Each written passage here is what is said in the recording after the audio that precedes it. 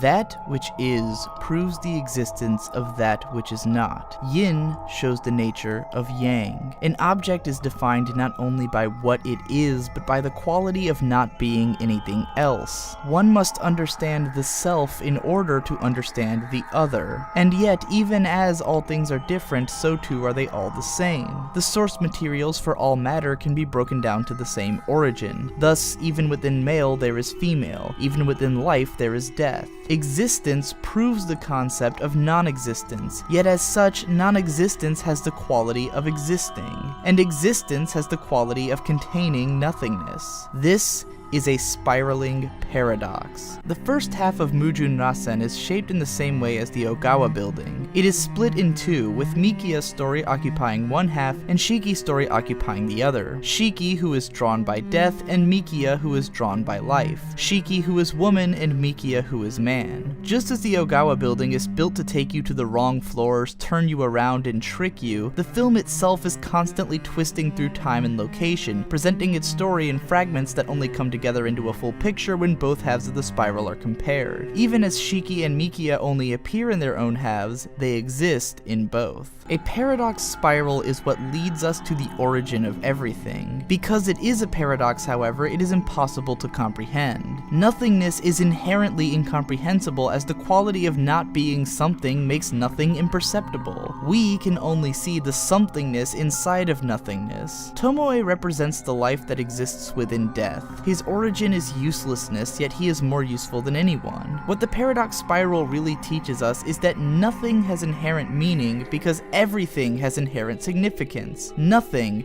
no thing, can be created or destroyed. Mujun Rasen is by far the most energetic, entertaining, and insane Kara no Kyoukai film. With its constant use of inventive scene transitions and shot compositions, and over-the-top moments of violence and plot mechanics, it has a zany, almost punk atmosphere that really feels at home with its contemporaries in the light novel horror genre. The characters have way more time to breathe and develop, and there's even a strange sense of often dark humor underlying a lot of the film. It's as if this were the film meant to bust the entire series wide open, or perhaps to reveal its innermost nature. An existence's fakeness can only be determined by how that existence fails to be what it is supposed to be.